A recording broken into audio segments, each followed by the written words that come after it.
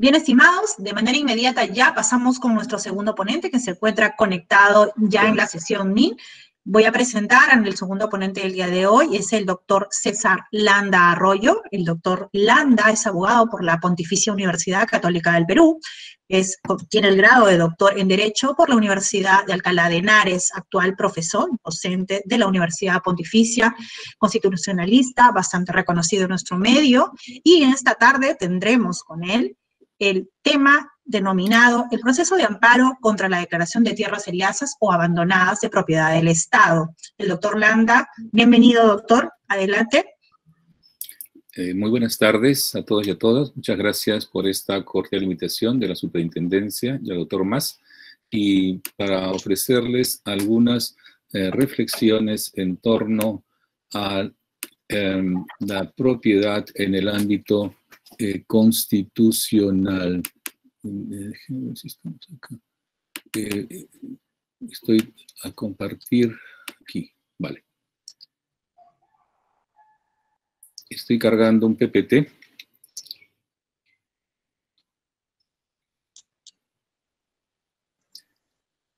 Bueno, hay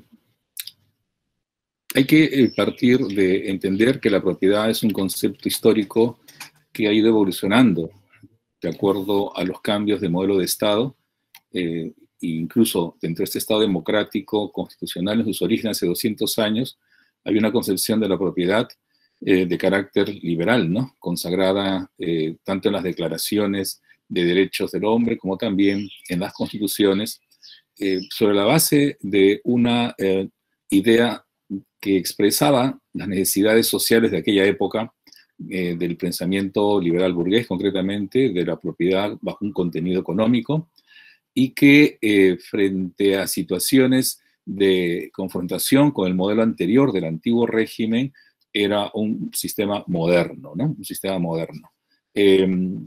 No obstante, la sociedad en su desarrollo puso en evidencia que el concepto de propiedad, de un sentido liberal, individual, resultaba insuficiente, ¿no? Porque solamente protegía a los grupos propietarios, ¿no?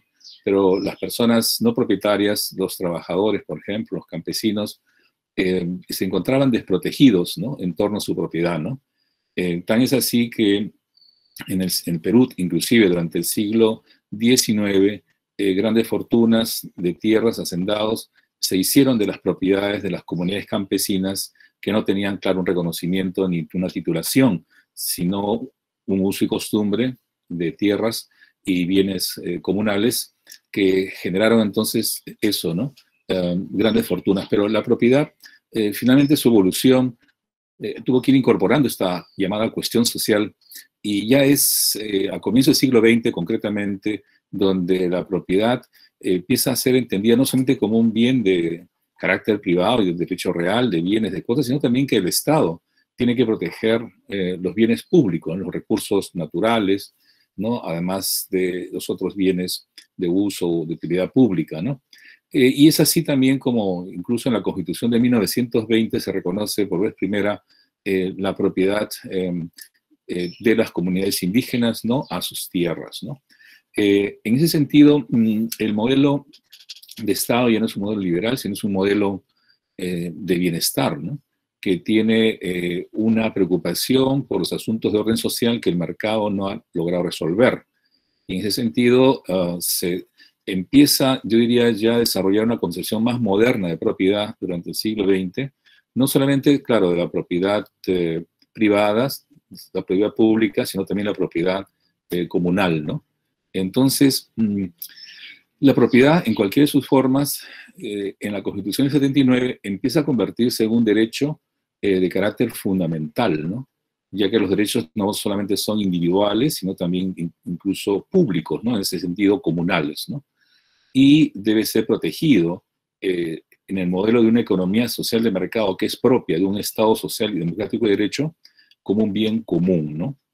Es decir, que la propiedad tiene una función social, no solamente la del Estado o del uso comunal de la propiedad campesina, ¿no? Indígena, sino también la propiedad privada, ¿no? Y desde ya que el concepto, como veremos, de propiedad privada en su sustento inicial, ¿no? Como toda persona tiene derecho a la propiedad, ¿no? Y a la herencia, conjuntamente con la propiedad intelectual, ha ido generando una noción también mucho más contemporánea, porque en la sentencia del Tribunal Constitucional a 008 del año 2003, acción de inconstitucionalidad, incorporó una noción constitucional de propiedad, dado que la propiedad, desde el punto de vista del derecho civil, es una noción de derechos reales, ¿no? De cosas, ¿no? De dominio de las personas, ¿no? Sin embargo, la Constitución, al momento que regula la propiedad privada, pública y comunal, le otorga una noción constitucional, o sea, se constitucionaliza el derecho de propiedad como derecho fundamental, que se caracteriza por no ser únicamente un derecho de carácter real que se incorpora en la Constitución, sino que se le va otorgando, ¿no? Una naturaleza de patrimonialidad, es decir, no solamente de bienes, ¿no? Sino también de acreencias, de derechos crediticios, ¿no? Digamos, de intereses patrimoniales legítimos que han adquirido y están en la esfera, ¿no? Por ejemplo, ¿no? Cuando unos pensionistas de la 2530 no podían cobrar sus pensiones, dicho sea de paso, eran pensiones de 33.000 soles mensuales, ¿no? Eran los ex directivos de la Contraloría General de la República hace 15 años. El Estado, al no poder pagar esas pensiones, ellos inician un proceso contra el Estado ante el sistema interamericano y la Corte Interamericana dicta el caso de los 5 pensionistas versus Perú y ampara dentro del derecho de propiedad que protege el artículo 21 de la Convención Americana la esfera patrimonial legítima que habían adquirido de las pensiones no pagadas, ¿no? Y lo propio será de una deuda, ¿no? No cobrada, ¿no? Entonces, esta sentencia del tribunal toma como referencia a un caso que se había resuelto en el Tribunal Europeo de Derechos Humanos, Campbell versus Holt, en el cual precisamente se va construyendo una noción de propiedad constitucional que tiene una serie de otros elementos que están recogidos, digamos, explícita o implícitamente en nuestra Constitución, ¿no? Porque el artículo 60, en primer lugar, claro, reconoce ese pluralismo del sistema de propiedad que el Estado protege, sea la propiedad privada, la pública y la comunal, ¿no? O de pronto la protección especial que tienen los recursos naturales, que es un patrimonio de la nación, y el Estado, digamos, los administra, ¿no? Mediante contratos de concesión, donde obviamente no entra la propiedad, sino el uso, la explotación, la utilidad, ¿no? Por tiempos determinados y con ciertas garantías de una explotación sostenible, ¿no? De modo tal que no es que se transfiera todos los atributos de la propiedad cuando se explota bienes públicos de esta naturaleza, ¿no? Y luego el capítulo de la propiedad, que reconoce que la propiedad es inviolable, pero también incorpora la expropiación que veremos, y el artículo 71 que establece un artículo propio del siglo XIX, ciertamente, y no solamente del Perú, en muchos países, porque limita el derecho de propiedad a los extranjeros en zona de frontera, ¿no? Claro, genera al final una excepción con acuerdo del Consejo de Ministros, ¿no? Que se ha venido dando sobre todo para la explotación de recursos naturales en zonas de frontera, Ciempuno, o en la zona de la Amazonía, o en Tacna, ¿no? Pero igual es discutible, ¿no? Estas limitaciones, no pensando tanto en personas jurídicas como personas naturales, ¿no? Porque hubo un caso así muy singular que una ciudadana peruana italiana que había adquirido bienes como migrante, ¿no? Regular de hacía muchos años en la zona de Tacna, al morir deja solamente a una heredera que era una italiana, una sobrina nieta, ¿no? Que cuando viene entonces a recibir la herencia y pide su inscripción en los registros públicos, ellos dicen que no puede ser inscrita porque es extranjera. Planteó una acción de amparo porque le afectaban su derecho a la propiedad, ¿no? Como un derecho humano. Y en ese sentido, el tribunal, en un momento con una composición bastante discutible, desestimó su amparo bajo una interpretación literal del artículo 71, pudiendo haber hecho una interpretación más razonable y proporcional, ¿no? De la adquisición y del registro de la propiedad, ¿no? Bueno, la Constitución en ese capítulo también le otorga a las Fuerzas Armadas. Recordemos que la Constitución tiene pues un sello muy fuerte del gobierno de entonces de Fujimori, que aliado con las Fuerzas Armadas blindó, ¿no? Incluso que el presidente pueda, bueno, que la propiedad pueda estar regulada o restringida, como dice, la ley puede solo por razones de seguridad nacional establecer temporalmente restricciones y prohibiciones específicas para la adquisición, posesión, explotación y transferencia de determinados bienes, ¿no? En ese sentido, la seguridad nacional se convierte en una causal, ¿no? Aunque sea transitoria, para poder, mediante ley, claro está, ¿no? Ejercer una serie de tributos, se entiende, de propiedad privada, ¿no? Bueno, el 73, que es el artículo referente en el quehacer fundamental de la superintendencia, que los bienes de dominio público son inalienables e imprescriptibles, los bienes de uso público pueden ser concedidos a particulares conforme a ley para su aprovechamiento económico, ¿no? Y que de los cuales hay jurisprudencia que comentaremos. Y finalmente el 88, aunque no sea específicamente el último, pero protege la propiedad de las comunidades campesinas de forma individual o colectiva, ¿no? Y yo diría entonces de que bajo ese marco constitucional, la regulación del derecho privado como derecho real del Código Civil ha pretendido tener un carácter universal, lo cual era razonable en tanto no había por parte del Estado una conciencia del carácter jurídico también de la Constitución y de los bienes de propiedad, ¿no? De los recursos naturales u otros bienes de uso público, ¿no? Sino que quedaba subordinada, ¿no? La propiedad pública a las reglas del derecho privado en muchos casos, ¿no? Y hasta el momento diría que se ha ido apenas construyendo cierto armazón jurídico que garantice, ¿no?, la propiedad pública frente, evidentemente, a afectaciones que se pueda producir, no solamente de los particulares, evidentemente, ¿no? Ya no en la forma seguramente de toma de tierras, como también ha ocurrido, ¿no? O de pronto invasiones y asentamientos humanos por razones sociales, ¿no?, que afectan a la propiedad pública y generan unas formas de transferencia posesoria, ¿no?, de alguna forma socialmente forzosas, ¿no?, sino también de sectores privados, ¿no?, que también de pronto, mediante otros mecanismos, dentro, al borde o fuera de la ley, me refiero a la prescripción, ¿no?, y en otros casos al uso irregular, ¿no? Hemos visto cómo mediante arbitraje han sido utilizados para poder hacerse de bienes públicos, ¿no?, desde ya también privados, ¿no? De modo tal de que la propiedad, quiero decir, pública está en peligro y siempre ha estado en peligro, ¿no? Y por eso es importante que haya un refuerzo si es que legalmente no ha habido todavía una codificación unitaria, ¿no?, que proteja la propiedad y que adquiera fundamentos jurídicos propios, ¿no?, propios de la titularidad que tiene la sociedad a través del Estado, ¿no?, en su protección, para su disfrute, ¿no?, su goce y su bienestar. Ha ido también gestándose a través de leyes y sobre todo la jurisprudencia para ir caracterizando los alcances de los bienes, por ejemplo, públicos, del artículo 73, ¿no? Bienes públicos entendidos como unos destinados al uso público, al servicio público, u otros bienes como los recursos naturales, ¿no?, el mar, la playa, etcétera, ¿no?, el artículo 66, ¿no?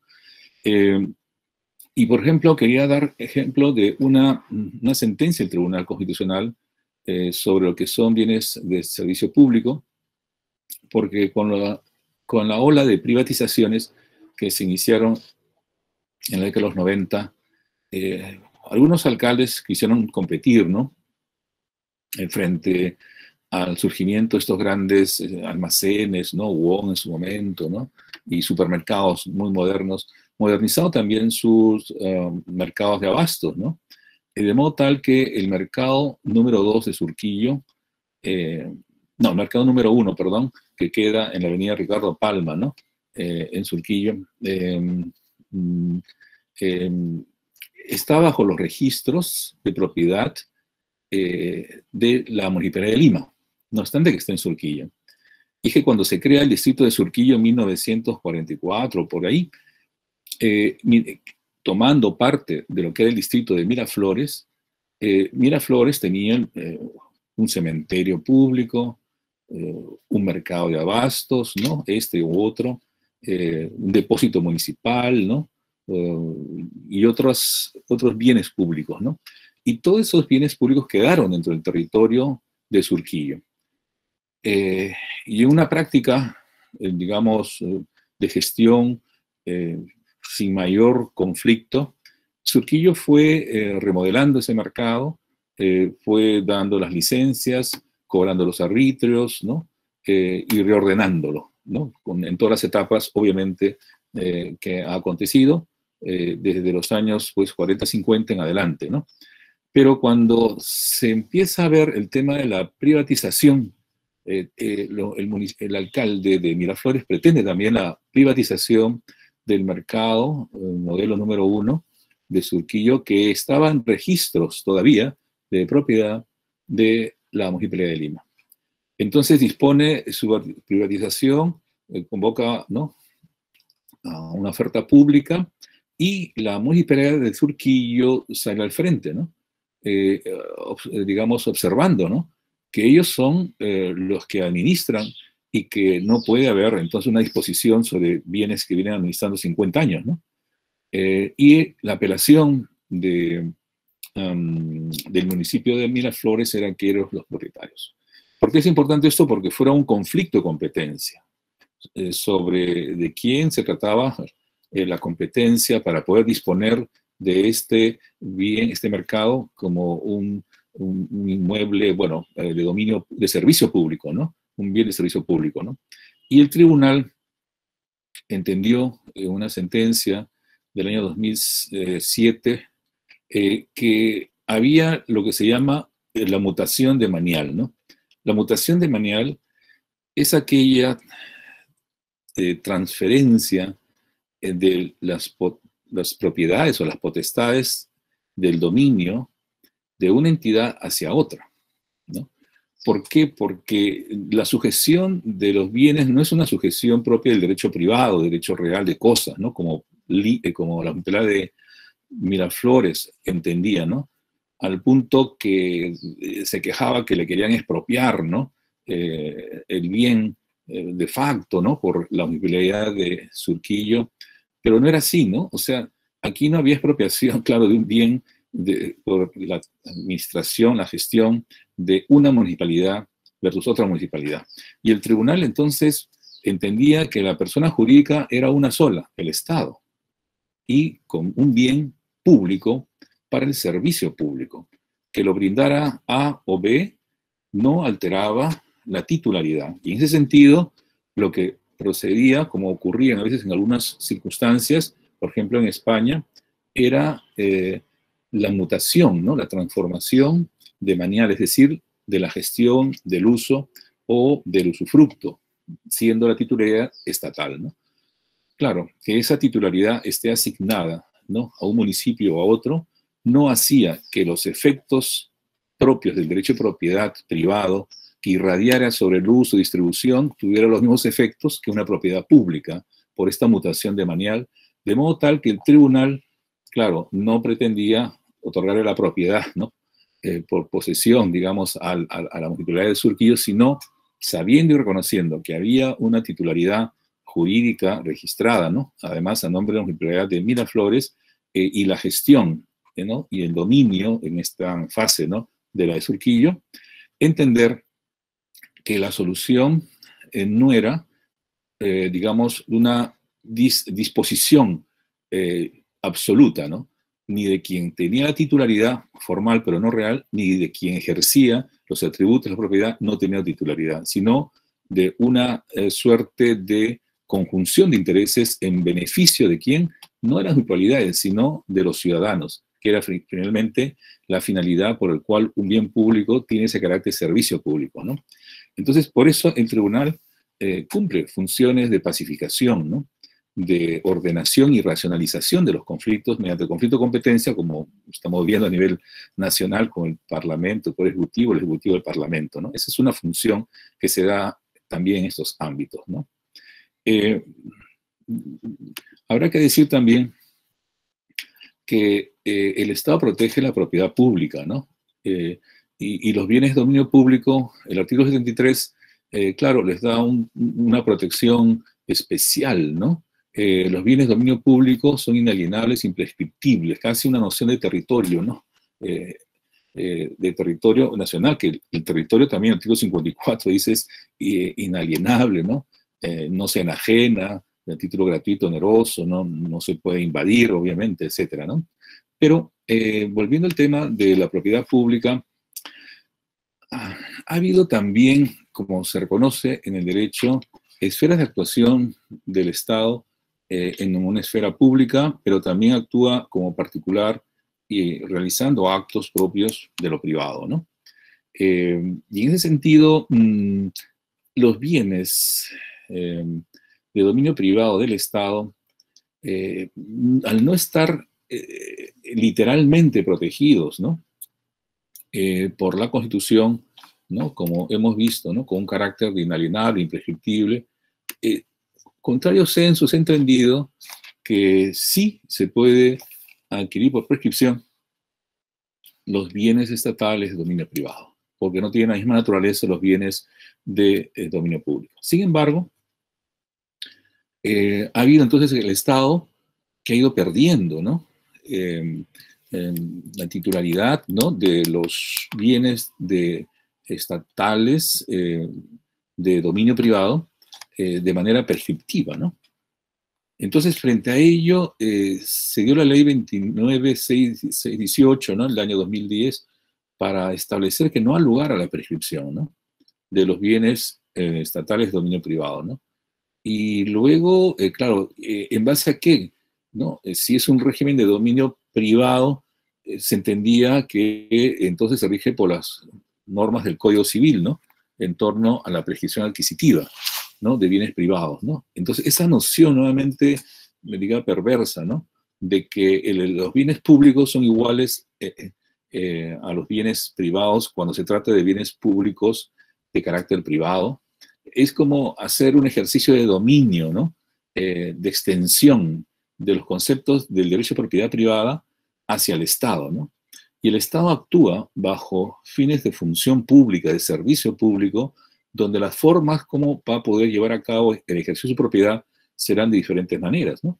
Unas serán públicas, otras serán privadas o público-privadas, ¿no? Pero no por ello quedan sujetas al Código Civil, que ha permitido entonces que muchos particulares adquieran la propiedad del Estado cuando ésta tiene un carácter de privado, ¿no? Entonces, frente a esas normas, la 29.618, ¿no? Y compañía, se planteó una acción de inconstitucionalidad por un colegio profesional de la región de San Martín, ¿no? Extrañamente, ¿no? Siempre detrás hay instituciones, ¿no? O colegios de abogados, o mejor dicho, estudios de abogados, ¿no? Que van por Arequipa para ir en contra de un tributo, o van por el norte o por oriente, ¿no? Buscando a alguien que tenga legitimidad procesal activa, ¿no? Para plantear demandas contra leyes, en este caso, que cortaban las prescripciones. Sobre todo porque habían ya procesos de prescripción en curso, ¿no? Y se quedaban, digamos, supeditados a esto. Entonces el tribunal dicta una sentencia, la 014-2015, proceso de inconstitucionalidad, publicada hace pocos años, claro está, en la cual extiende la protección de la propiedad pública a los bienes estatales de uso privado, ¿no?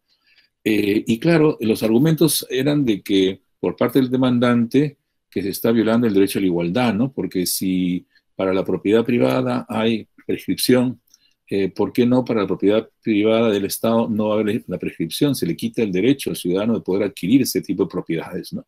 Por prescripción, ¿no? Entonces yo creo que hay un fenómeno totalmente, aparte perverso, inverso, ¿no? De lo que es la realidad desde el punto de vista constitucional de lo que es la propiedad.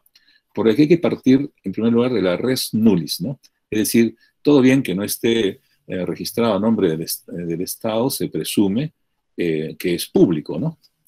Perdón, todo bien que no esté registrado a nombre de los particulares o de nadie, se presume que es público, ¿no? Que es la noción más clásica que ha habido en la formación del Estado democrático constitucional. En el segundo, la titularidad de todos esos bienes, que haga uso o no haga uso, ¿no? El Estado es precisamente de carácter público, ¿no? Y de modo tal que la afectación se podrá hacer esos bienes para fines o usos o de utilidad pública y en todo caso con un régimen especial de protección dado que no es una propiedad privada, ¿no? Claro, si de pronto un consejo municipal, un gobierno regional, de los que ha habido denunciados por corrupción o alcaldes o encarcelados, perseguidos, deciden hacer una donación, ¿no?, de terrenos, ¿no?, con cierta liberalidad, claro, y que después se dirá, bueno, como había una donación, hay una transferencia absoluta de la propiedad hacia un particular o una asociación o una comunidad, y en consecuencia no puede ser revertida si se encuentra que ha habido acuerdos que en el marco de la ley, pero generando un abuso del derecho, ¿no?, de un derecho de disposición, ¿no? Claro, esto no quiere decir que el Estado, con los bienes públicos, pueda cumplir una función social de la propiedad, pero hay que ver en todo caso que el mecanismo adecuado sobre los bienes del Estado podrá, así como se puede dar concesiones sobre recursos naturales, podrá haber el uso, ¿no? Pero cuando se transfiere la propiedad, que hay casos, me parece que hay que tener una concepción distinta de lo que es el derecho de propiedad del derecho privado hacia la propiedad pública, donde habría que asumir todas las presunciones, ¿no?, de la capacidad de recuperación sin plazos, ¿no?, de esos bienes de carácter público, ¿no? Claro, yo creo que hay que dar seguridad, no solamente a los particulares, sino también a la propiedad pública, ¿no?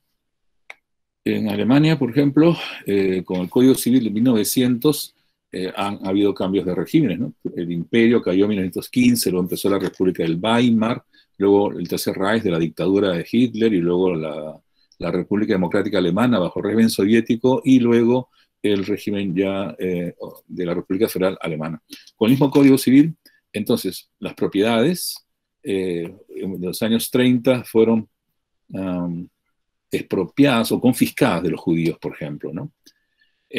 Luego, cuando esas propiedades pasaron a manos de las autoridades estatales, ¿no?, en la República Democrática Alemana, hablábamos los 45 hasta el año 88, ¿no?, que cae la República Democrática Alemana, y luego entra a la República Federal, y los descendientes de los judíos de los años 30 o antes, que eran afectados en su propiedad, solicitaron recuperar la propiedad, y pudieron recuperarla, ¿no? Entonces yo creo que esa suerte de imprescriptibilidad, ¿no?, por distintas causas, no obstante haber adquirido de forma común, ¿no?, y de buena fe, debe garantizar la propiedad, no solamente privada, como en ese ejemplo, sino también la propiedad pública, si ha habido actos, incluso en base a las leyes, que no sean constitucionales, que han hecho que el Estado pierda, ¿no?, algunos bienes, ¿no? Pero bueno, la forma ordenada y razonable es la expropiación, como bien sabemos, de acuerdo con el artículo 70 de la Constitución, y un conjunto de leyes que se han venido dando y decretos que de alguna forma tratan de agilizar o tratan de hacer más efectivas las expropiaciones para servicios públicos, carreteras, ¿no?, infraestructura u otras necesidades urgentes. Pero es cierto, ¿no?, que los conceptos de expropiación de la Constitución anterior, de interés público y utilidad pública, eran conceptos más concretos, ¿no?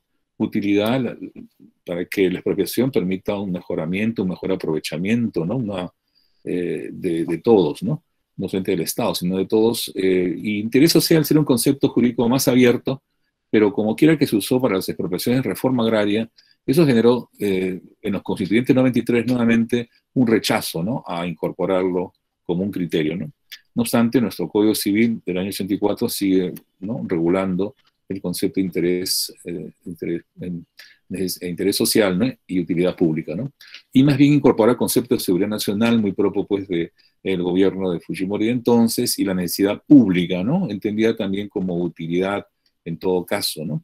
Pero igual son conceptos jurídicos abiertos, ¿no? Y tan es así que cuando se realizó un acuerdo de libre comercio entre el Perú y Chile, el llamado TLC, pero es un ALC, Acuerdo de Libre Comercio, se establece no solamente el espacio territorial donde se va a ejercer la actividad comercial, ¿no?, en estos tratados, sino también se define, ¿no?, en los regímenes en torno al régimen legal de los bienes, ¿no?, que incluso pueden ser expropiados, ¿no? Pero, ¿por qué planteo ello? Porque hubo una demanda de inconstitucionalidad contra el ALC de Chile-Perú porque violaba, ¿no?, ciertos preceptos constitucionales. Y el tribunal entonces no declaró inconstitucional el tratado, el Acuerdo de Libre Comercio con Chile, sino que hizo una sentencia interpretativa. ¿En qué sentido? En el sentido de que en la medida que el Acuerdo de Libre Comercio no reconocía como causal de expropiación la necesidad pública y seguridad nacional, sino reconocía más bien los conceptos que tiene el régimen chileno, pero ponía un asterisco y abajo otras formas de expropiación, ¿no? Reconocidas en las normas jurídicas, ¿no? Entonces dejaba un poco así difusa, ¿no? Los conceptos constitucionales, que son los parámetros para poder regir un orden jurídico, como puede ser en el ámbito económico, la transferencia de bienes, de servicios, o la adquisición, ¿no? La naturaleza de la adquisición de los bienes, ¿no? Y sus causales de expropiación. Al margen de la disposición constitucional. Entonces el tribunal dijo concretamente, ¿no? El ALC en ese artículo no es inconstitucional siempre que se interprete que las causales de expropiación incorporan la necesidad pública y la seguridad nacional, que son, claro, las categorías que ha incorporado la Constitución peruana, ¿no? Entonces es una sentencia interpretativa que, claro, lo propio hubiera sido, en la medida que no reconoce en las causales de expropiación los supuestos de la Constitución peruana, esto es inconstitucional. Pero no se llega a esos extremos, sino lo que se busca más bien es hacer la disposición conforme a la Constitución. Y en ese sentido se da una sentencia interpretativa que complementa o aditiva el carácter de la expropiación que estaba de manera muy genérica o implícita, ¿no? Entendida como otras causales del régimen jurídico de los países contratantes para colocarla, ¿no? De manera directa como necesidad pública y seguridad nacional. Y claro, en este caso era un tema no de técnica jurídica, sino un tema muy político, ¿no? ¿Por qué? Porque Chile en Perú tiene, pues, en esa época 15.000 millones de dólares de inversiones, ¿no? Las cadenas de farmacia, la línea aérea, el servicio de electricidad, ¿no? Etcétera, ¿no? Mientras que Perú tiene en esa época 500 millones nada más. Entonces, claro, señalar que en caso de seguridad nacional pudiera haber una expropiación, ¿no? De sus bienes, ponía entre comillas una situación jurídica, no era incertidumbre, ¿no? Si todo es normal, ¿no? Pero claro, el hecho es que, para completar la historia, la Cancillería chilena mandó pues una queja, ¿no? Porque el tribunal peruano había establecido ese criterio, ¿no? Pero claro, no modificaba propiamente el tratado, ¿no? Lo que haga es una interpretación que la haga conforme en estos eventuales supuestos de expropiación por seguridad nacional, ¿no? Entonces, el tribunal ha ido, digamos, contribuyendo, ¿no? Un poco ha ido delimitando el tema expropiatorio, como el tema de los bienes, a veces con argumentos innovadores, ¿no? Porque estos conceptos también son abiertos, ¿no? Necesidad pública, seguridad nacional, ¿no? Y el tema del justiprecio, pago previo en efectivo, valor del bien, de la teoría nominal, la teoría del valor. Claro, el tribunal es consciente que no se puede aplicar una teoría nominalista, es decir, el valor de la expropiación es lo que uno pagó en su momento, que eran de pronto intis, ¿no? O miles, o soles, ¿no? De la época. Digo esto porque una causa también constitucional importante que tiene que ver con la reforma agraria de los años 69 en adelante, ¿no? El Estado hizo valoraciones que fueron discutidas, ¿no? Por parte de los expropiados, por cuanto de pronto decían que le habían valorizado la tierra pues a lo mínimo, ¿no? Que había casos en los cuales un tractor le habían puesto valorizado un sol. Ahí está, un sol por la expropiación, el justiprecio. Pero sucedía que eso era lo que habían establecido en los libros contables, ¿no? Seguramente para pagar menos impuestos, o no lo sé, ¿no? Infravaloraciones para luego vender en el mercado. Entonces, el tema de los bonos, de la deuda agraria, hizo pues que hubo una depreciación, ¿no? Y toda una problemática del Estado de no, digamos, satisfacer esta deuda pública interna por distintas razones políticas y administrativas, al punto que se ha ido judicializando, ¿no? Y ahí vamos, ¿no? Y el tribunal del año 2001 expide una sentencia que demandan los bonistas de la deuda agraria, expropiados de todas las haciendas, para que se les reconozca, ¿no? el valor efectivo, ¿no? El valor no nominal, ¿no? Sino real, ¿no? Que correspondería, ¿no? Y lo que hizo el tribunal, en primer lugar, es que se le reconozca la creencia que tenían frente al Estado, y eso era importante, ¿no? Porque muchas veces había normas estatales diciendo que no había presupuesto para pagar, no había presupuesto para pagar, ¿no? Y en ese sentido, un poco con lo que se dice gruesamente, el perro muerto, ¿no?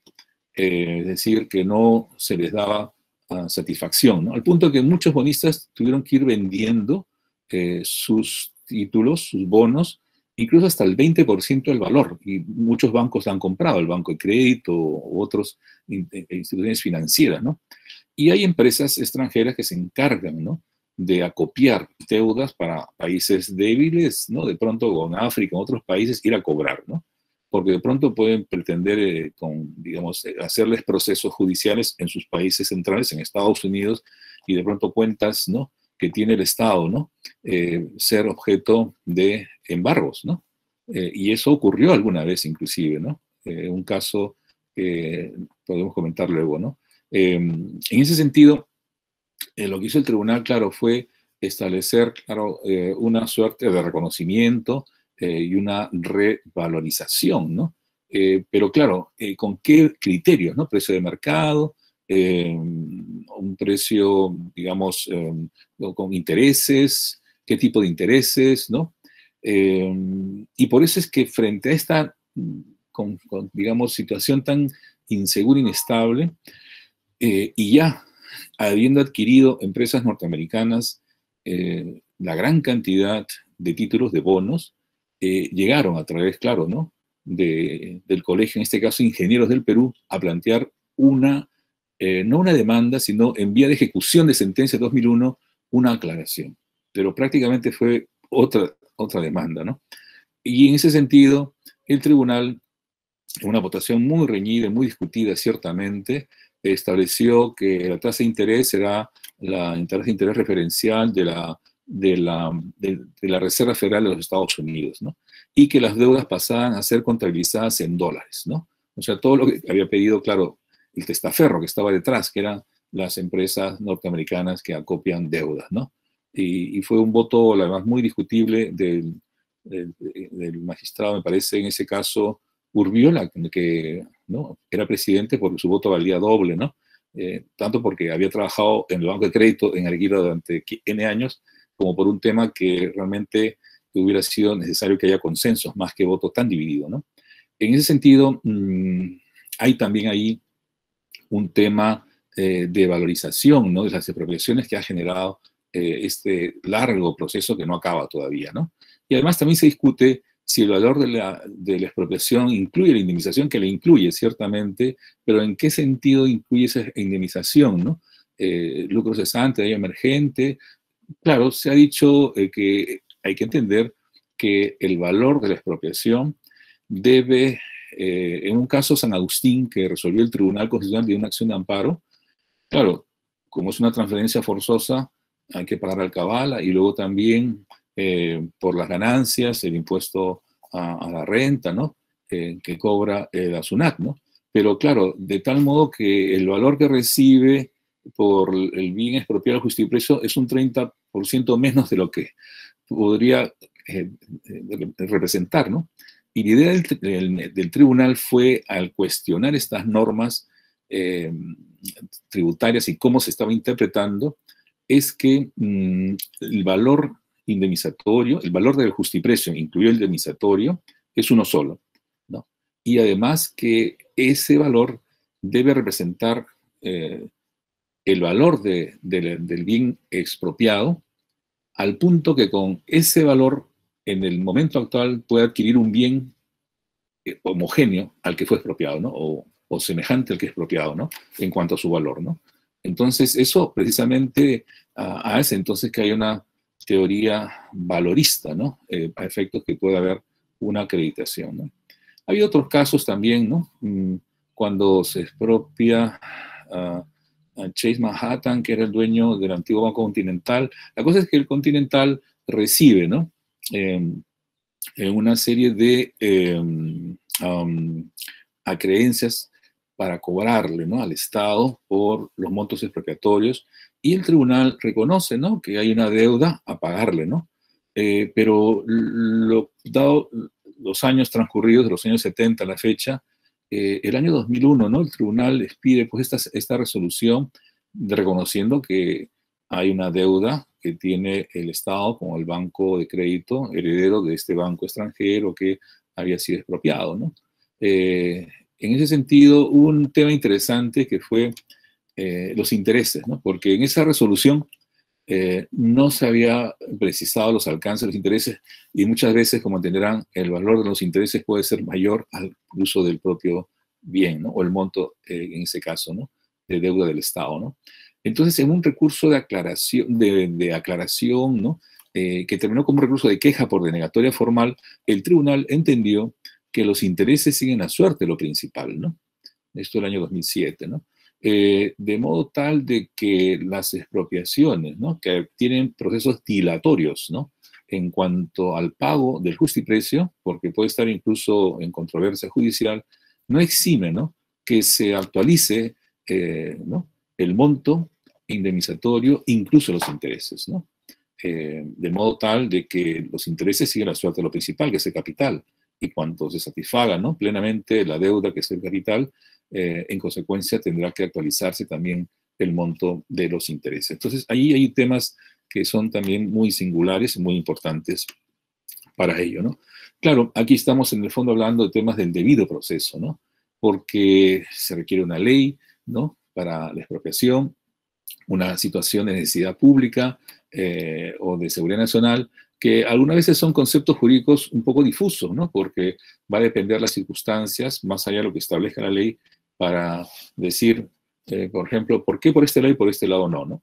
Por ejemplo, la Tarjea tiene, creo que es en Huachipa, en la carretera, ¿no?, Peralé, tiene 3 grandes pozas, ¿no?, donde recibe las aguas del río Rímac y las va filtrando, ¿no?, depurándolas poco a poco, y quedan residuos, entenderá, todo este fango, lleno de tóxicos, ¿no?, minerales, restos, y tiene depósitos, ¿no? Y para eso solicitó la expropiación del otro lado de la carretera de Ricardo Palma, de Sedapal, iniciando una expropiación, incluso desde los años 70, ¿no?, para efectos de tener residuos, ¿no?, que pudieran ahí depurarse, ¿no? Pero sucede que hay un periodo, obviamente, para poder implementar las acciones de expropiación, que a veces ha sido 3 años, se ha postergado, a veces la propia ley general de expropiación difería, ¿no?, de manera general o específica, ¿no?, los supuestos de hacer ejercicio ya propiamente, ¿no?, de obras, ¿no? Entonces se quedó así en diseño nada más, y la cosa es que luego esos terrenos, como quiera que no se había culminado, ¿no?, el proceso expropiatorio, sino una ley que declara, pero nada más, fue por el propietario vendido, ¿no? Y como Lima ha sido extendiendo desde esos años hasta la época, lo adquiere el grupo WOM y quiere hacer un centro comercial, ¿no? Bueno, y de pronto, cuando negocia el monto, claro, pide que sea por un valor comercial, mientras que son terrenos baldíos, ¿no?, que no tienen un valor de esa naturaleza. Entonces ha habido muchos problemas en materia expropiatoria, y ahí el tema del debido proceso sobre la valorización, sí, como tierras seriazas, como tierras comerciales, o la tasación estatal, que es muy, digamos, por medio, ¿no?, mientras la tasación comercial ya futuro, ¿no?, como un centro comercial que se va a construir, que es lo que requiere. Entonces esto a veces ha ido resuelto incluso en vía arbitral, ¿no?, porque la ley también señala estas circunstancias, que las controversias en esta suerte de privatización de las soluciones y buscando rapidez, que sean también por vías que no solamente son judiciales, ¿no?, sino también arbitrales. Pero hay casos también muy singulares, ¿no? Como había una serie de marchas y contramarchas, ¿no?, en torno a la expropiación, a veces no es que no se haya definido el monto, se ha discutido el monto, sino de pronto no ha habido una ley también, ¿no? En el caso Cucaje, por ejemplo, también, ¿no?, donde de pronto el juez dispone que al no haberse originado, pero por una serie de circunstancias legales y de hacía 100 años, ¿no?, donde estos terrenos venían siendo, digamos, creándose un centro poblado en medio de este fundo, ¿no?, donde luego el Estado expropia, pero hace registros equívocos, ¿no? Y tiene que rectificar, y hay una serie de complicaciones burocráticas administrativas que el juez termina reconociendo el proceso expropiatorio, pero ordenando que no se dé una ley, sino más bien que se inicie, ¿no?, la regulación de la expropiación con una orden judicial. Entonces, claro, ahí también la pregunta es, entonces el juez, en casos de esta naturaleza, que serán no muchos, sino pocos, ¿puede exigir sustituir al legislador? Claro, la garantía de la propiedad es de acuerdo con la Constitución, es la reserva de ley, por un lado. Es decir, solamente por ley se regula la propiedad y también se puede privar la propiedad. Y también hay otra garantía, que es la reserva jurisdiccional. Solamente por sentencia judicial, no por resolución de un tribunal registral o administrativo, ¿no? Se va a afectar la propiedad, sino por resolución judicial. Pero en ese orden, ¿no?, de una relación de... Claro, es cierto que el Poder Judicial podría ser control difuso, ¿no? Dice el artículo 138, ¿no? En todo proceso, en caso de incompatibilidad entre una norma legal y una norma constitucional, el juez prefiere la norma constitucional. Pero en este caso no es que haya normas, sino más bien está sustituyendo al legislador en la medida que, habiendo habido una serie de infracciones al derecho de propiedad, ya como hechos consumados, considera que debe ya continuarse con la decisión judicial que trata de reordenar, ¿no? Entonces, me parece que es discutible, ¿no? En todo caso, una acción de amparo, ¿no?, seguramente sería lo adecuado para poder contradecir, no porque las personas jurídicas de derecho público tengan derechos fundamentales, ¿no? Pero el tribunal ha dicho que, aun cuando menos, ¿no? Por ejemplo, la Superintendencia de Bienes Nacionales, como persona jurídica de derecho público, podría ejercer, ¿no?, en aras de la tutela jurisdiccional y el debido proceso, una demanda de amparo, ¿no? Y en ese sentido, el amparo tiene diferentes ámbitos de protección, ¿no? La protección, ciertamente, una lógica minimalista, civilista, sería que protege únicamente derechos líquidos y concretos, ¿no?, preconstituidos, y además, seguramente, que no requeriría interpretación, ¿no?, en cuanto al derecho a proteger, ¿no? Pero también hay interpretaciones más amplias que protege todo derecho de configuración legal, constitucional, ¿no?, que se haya ido gestando y abusando de él, o tan solamente, o una posición intermedia que protege solo derechos constitucionales e internacionales, ¿no? Pero también hay que entender que el objeto de control de un amparo es un acto lesivo, y el acto lesivo puede ser un acto por acción o por omisión de la autoridad pública, ¿no?, la autoridad judicial, por ejemplo, ¿no? Todo acto de una autoridad pública, pero no de particulares, ¿no? Porque en el ámbito amplio también se puede cuestionar un amparo de decisiones particulares. Y un control restringido solo contra la autoridad pública, siempre que no exista un procedimiento especial, claro está. Los efectos de la sentencia, ¿no? La protección puede ser amplia cuando la finalidad de sentencia es la tutela de un derecho fundamental que tiene naturaleza indemnizatoria y puede tener efectos generales como los precedentes, ¿no?, efecto normativo, o la protección intermedia, que tiene una finalidad restitutoria con efectos intercomunis, porque otros pueden también acceder a esa interpretación que ha hecho la sentencia frente al vacío de eficiencia de la norma, por ejemplo, ¿no? Y la protección restringida, que tiene un efecto únicamente restitutivo del derecho líquido afectado y por eso tiene efecto interpartes, ¿no? Quería solamente mencionar que a veces esta protección amplia genera lo que se llama un precedente vinculante, ¿no?, que tiene efectos erga omnes para todos porque suple el vacío de eficiencia de la ley y en esos casos puede llenar, ¿no?, el contenido a través de principios generales, como por ejemplo podría ser el principio de seguridad jurídica, el principio de interdicción de la arbitrariedad, ¿no?, entre otros, ¿no? Y para ir terminando, que no existe carga probatoria formal en el amparo, es cierto, pero eso no quita, ¿no?, que se pueda actuar, ¿no?, en algunos casos.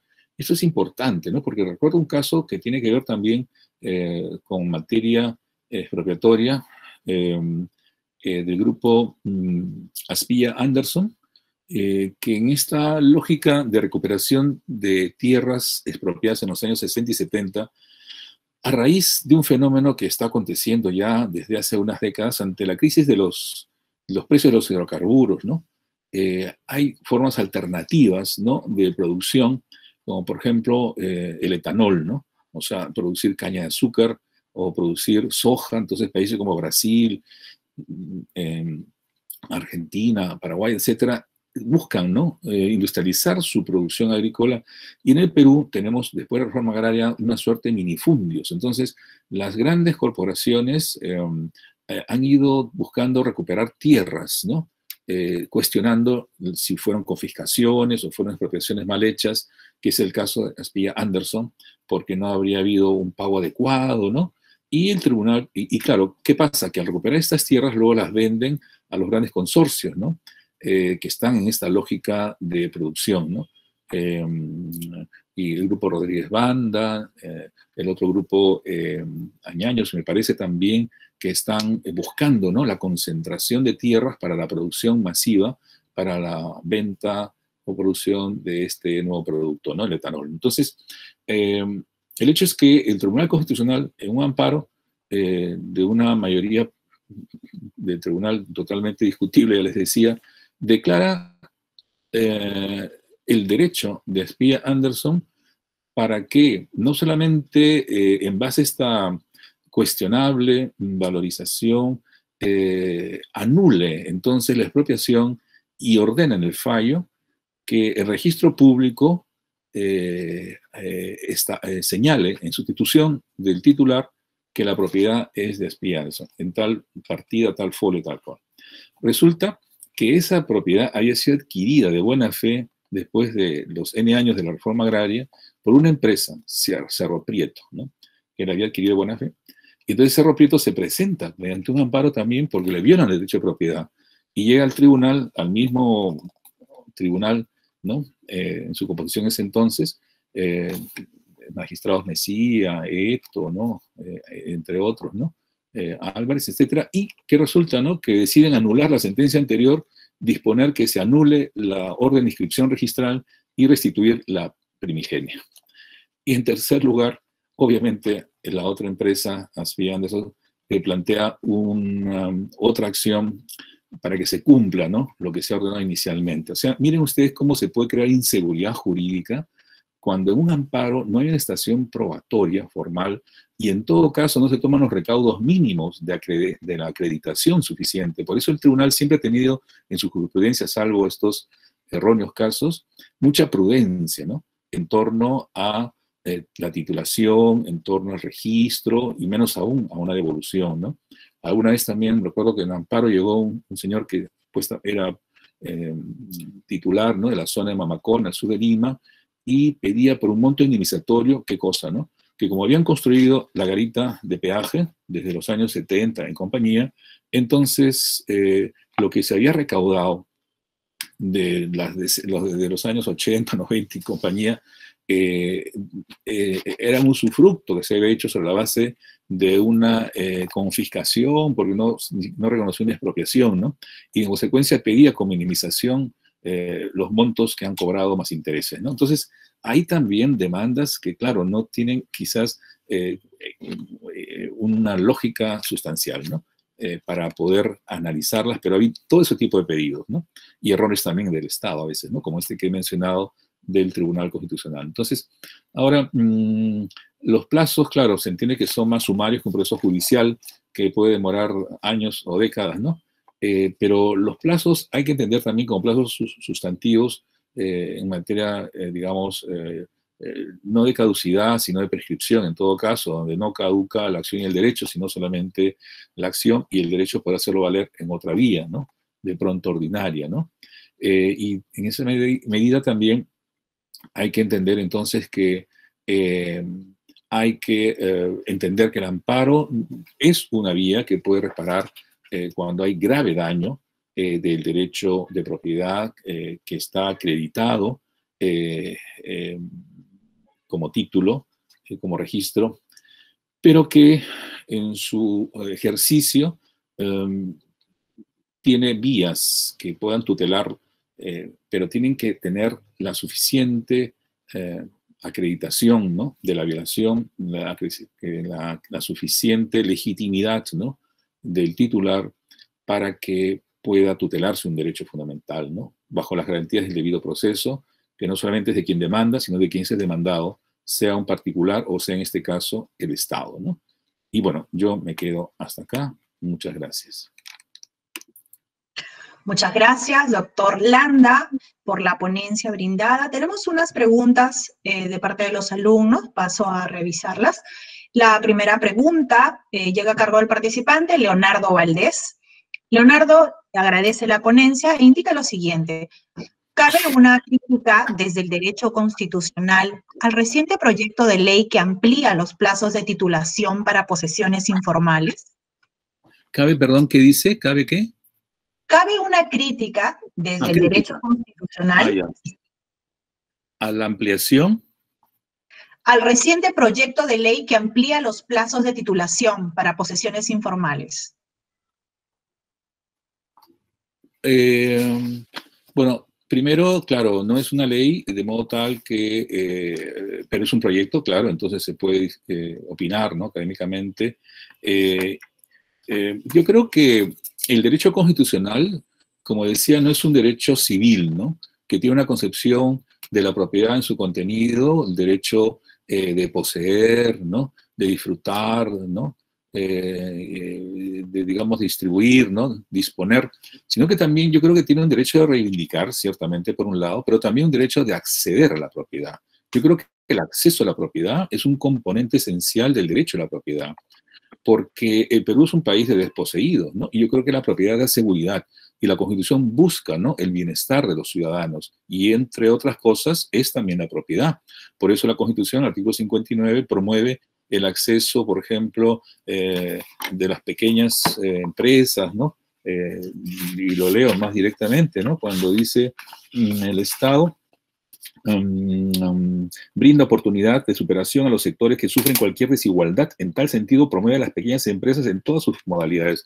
Entonces pienso, no sé, a los informales de Gamarra o cualquier otro lugar que necesitan, ¿no? Tener la titularidad y para eso acceder a la propiedad de un puesto, ¿no? Por lo menos de 5 metros o de 3 metros, lo que fuera, ¿no?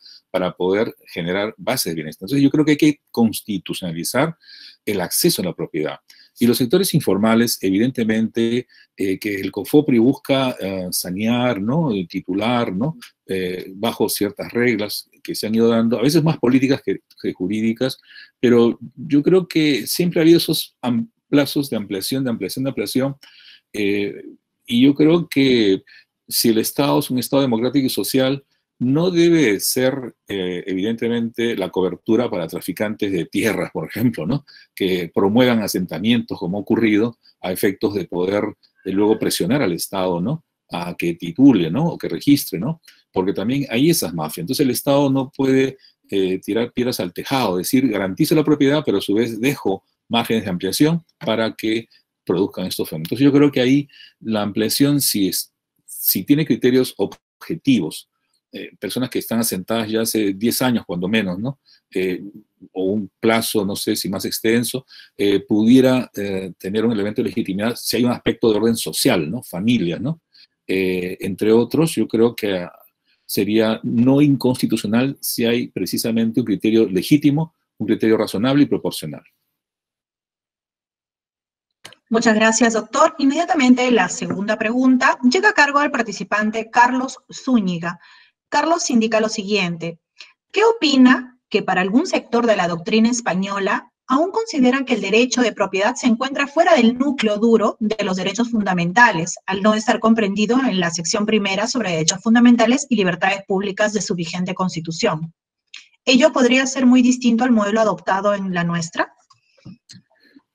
La Constitución peruana tiene, obviamente, ¿no? Una influencia del constitucionalismo europeo, español, pero no solamente él, ¿no? También italiano, ¿no? Pero en particular la propiedad es concebida como un derecho de carácter, digamos, fundamental cuando dice toda persona tiene derecho a la propiedad y a la herencia. Pero quizás más importante es el título tercero de la Constitución, en el capítulo del régimen económico, cuando establece precisamente un capítulo sobre la propiedad, ¿no? Y ahí establece que la propiedad es inviolable, el Estado la garantiza, se ejerce de acuerdo en armonía con el interés social y lo que establezca la ley, y las causales de expropiación. De modo tal de que en la interpretación que se haga de la propiedad en el Perú, El marco de referencia es la Constitución peruana y en todo caso la Convención Americana, que también protege la propiedad, y, por ejemplo, y se protege. Entonces, en ese sentido, yo creo que el amparo que protege el derecho de propiedad no excluye, ¿no?, de la protección de la propiedad, ¿no?, como derecho fundamental de una persona natural o jurídica. Sin embargo, el contenido esencial del derecho a la propiedad constituye entonces los elementos sin los cuales no se reconoce la propiedad. Y yo por eso decía que habría que incorporar el acceso a la propiedad para no ser discriminado de pronto, ¿no? Por razón de raza, sexo, etcétera, ¿no? O los elementos clásicos, ¿no?, de posesión, de uso, distribución, de reivindicación también, ¿no? Pero creo que más allá de eso hay un contenido no esencial, ¿no? No esencial que es importante, como por ejemplo la titulación, como por ejemplo el registro, ¿no?, para poder oponerlo a terceros, ¿no?, registro catastral. Entonces yo creo que ahí hay elementos también de configuración y de pronto contenido adicional, la protección, ¿no?, las garantías de protección de la propiedad, ¿no? Por ejemplo, la Universidad Católica, el arzobispo cardenal Cipriani, ¿no?, hace unos años, dijo, de acuerdo con el secretario de Estado del Vaticano, que la Universidad Católica no podía denominar o usar el nombre pontificia ni católica. Y el embajador, o sea, el nuncio apostólico del Vaticano en Lima, fue a registros públicos con el decreto del secretario de Estado a decir, inscríbase en registros públicos las limitaciones que establece el Vaticano para la católica. El registrador rechazó, porque dijo, aquí solamente de acuerdo a la ley peruana, ¿quién puede cambiar el nombre? El que es el titular, en este caso, y es el titular en la Universidad Católica a través de su asamblea. Y esto viene también porque el cardenal pretendía que la Universidad Católica era un bien eclesiástico, es decir, un bien regido por las normas canónicas que ellos son las que dictaminan. Y como quiera que el benefactor de la universidad fue un católico ribagüero que donó mediante un testamento, ¿no?, afectando sus propiedades a la educación católica, entendía el cardenal que ellos deben decir cuándo hay una educación católica, pero no distinguía que una cosa es un seminario y otra cosa es una asociación civil, como se creó la Universidad Católica, con un fin determinado. En ese sentido, ellos consideraban, y en un momento, que esto era propiedad de la Universidad Católica, era un bien eclesiástico. Pero felizmente llegó el Papa Francisco, se llegó a un acuerdo, ¿no? Y se mantiene el estatuto de la universidad, que es una asociación civil regida por la ley peruana, claro, reconociendo que hay participación de 5 obispos en la asamblea, ¿no?, pero que los bienes no son eclesiásticos, son bienes civiles, ¿no?, pero que tienen que ser usados de acuerdo con la finalidad católica de la universidad. Entonces yo creo que, y el amparo que hubo sobre estos problemas entre la católica y el cardenal, el tribunal con esa composición, ya les dije, criticable, desestimó el amparo de la Universidad Católica, ¿no? Porque había, claro, hay una composición bastante, ¿no?, por decirlo menos, tendenciosa, diciendo que en los fundamentos los bienes de la Universidad Católica serían bienes eclesiásticos, ¿no? Entonces miren ustedes el peligro que hay en algunas sentencias, ¿no? Y por eso el tribunal, la Universidad Católica fue al sistema interamericano, ¿no?, a la Comisión Interamericana para plantear una petición, pero no llegó a la Corte, ¿no? La Corte también protege la propiedad, evidentemente, ¿no? En el caso de Ibcher, cuando le quitaron las acciones a través del retiro de su nacionalidad, en la época que se opuso a Fujimori, de acuerdo a la ley de radio y televisión, quien no es peruano no puede tener titularidad, ¿no?, propiedad sobre concesiones eléctricas, concesiones de telecomunicaciones como extranjeros. Entonces, como él se le quitó la nacionalidad peruana, inmediatamente perdió la titularidad de sus acciones de Canal 2. Y cuando hubo una sentencia de la Corte Interamericana, recuperó la nacionalidad peruana y la titularidad de sus acciones, es decir, de la propiedad, porque la concepción de propiedad es una propiedad amplia, ¿no? Entonces yo creo que hay garantía de protección nacional y interamericana de propiedad. Excelente, doctor. Muchas gracias. Tenemos la última pregunta de la tarde. Llega a cargo de la participante, Noelia. Buen día.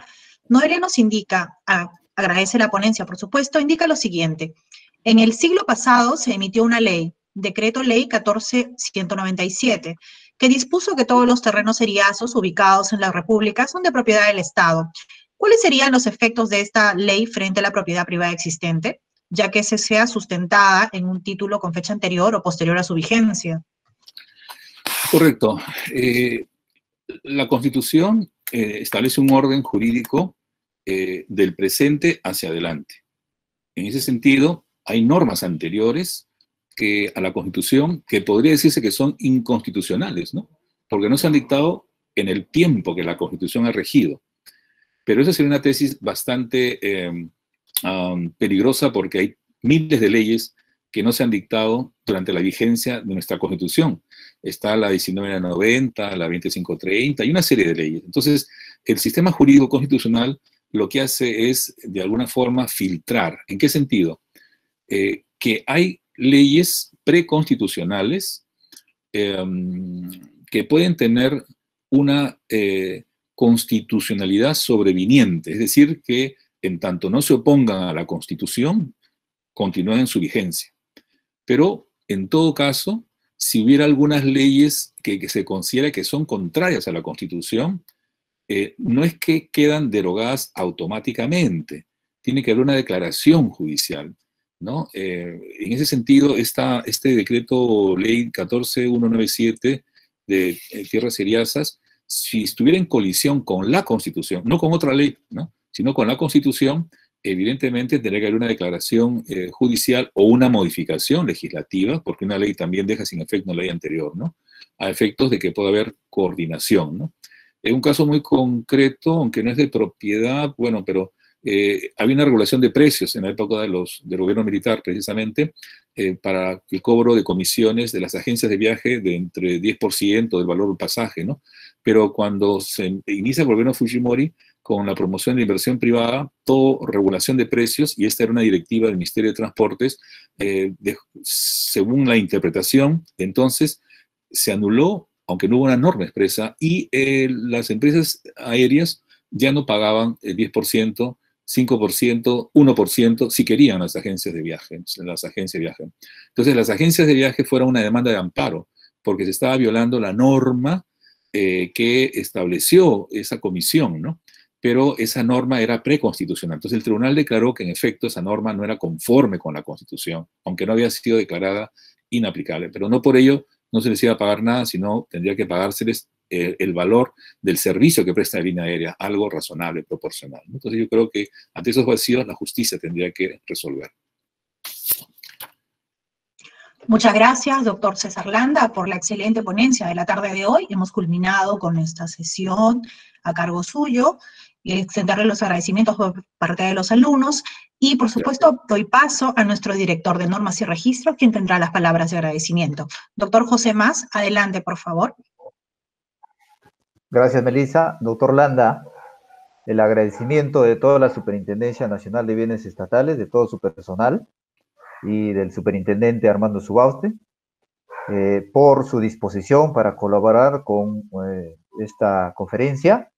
Desde el primer momento que se tomó esta idea de desarrollar este curso de extensión universitaria para los alumnos que estén acercándose a estas materias de propiedad pública, pensamos en usted y hemos acertado, así como los demás colegas que luego vienen, Pedro Grandes, su persona, en el tema constitucional, por su experiencia como juez supremo del Tribunal Constitucional, por su docencia, y como ustedes habrán poder visto ahí, los alumnos están muy contentos con sus preguntas y van a seguir seguramente sus lecciones y su enseñanza, doctor. Muchísimas gracias.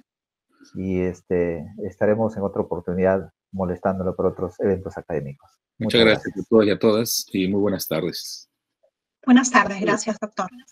Gracias.